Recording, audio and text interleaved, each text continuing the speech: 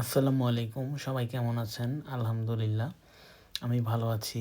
আজকের ভিডিওতে শেয়ার করব আমার স্কটল্যান্ড এডিনবার্গ ওয়েভারলি স্টেশন থেকে লন্ডন পর্যন্ত ট্রেন ভ্রমণের অভিজ্ঞতা।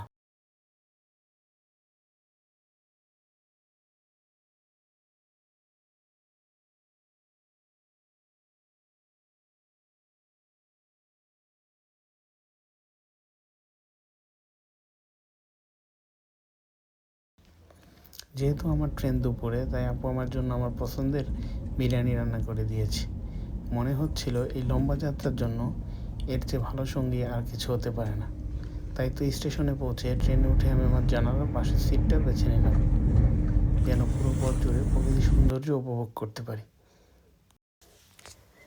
জানালার পাশে বসে প্রকৃতির সুন্দর দৃশ্য উপভোগ করতে করতে লন্ডনের পথে এগিয়ে চললাম। সবুজ মাঠ, পাহাড় আর ছোট ছোট শহরগুলো দেখে সময় কখন কেটে গেল বুঝতেই পারিনি। আলহামদুলিল্লাহ, দীর্ঘ 7 ঘন্টা জার্নির পরে আমি এখন আছি কিং ক্রস স্টেশন, লন্ডন।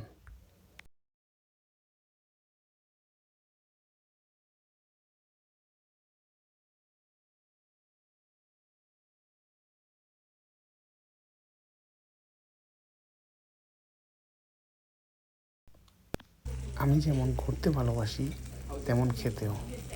তাই রাতের খাবার শেষ করে বেরিয়ে পড়ব নতুন গন্তব্যে।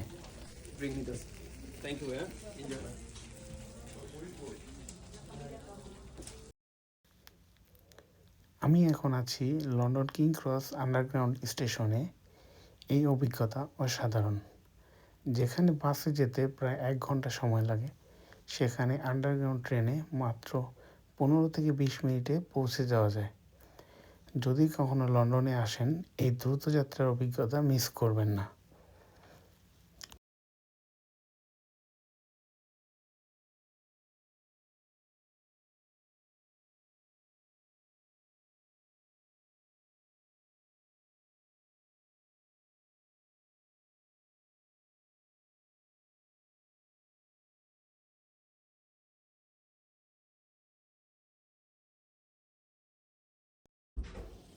দিনের শেষ এবং বিশ্রামের সময়।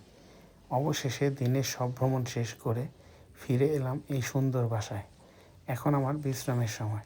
পুরো সময় জুড়ে আমার সাথে থাকার জন্য সবাইকে অসংখ্য ধন্যবাদ। ভালো থাকবেন, আমার জন্য দোয়া করবেন। আল্লাহ হাফেজ। আসসালামু আলাইকুম।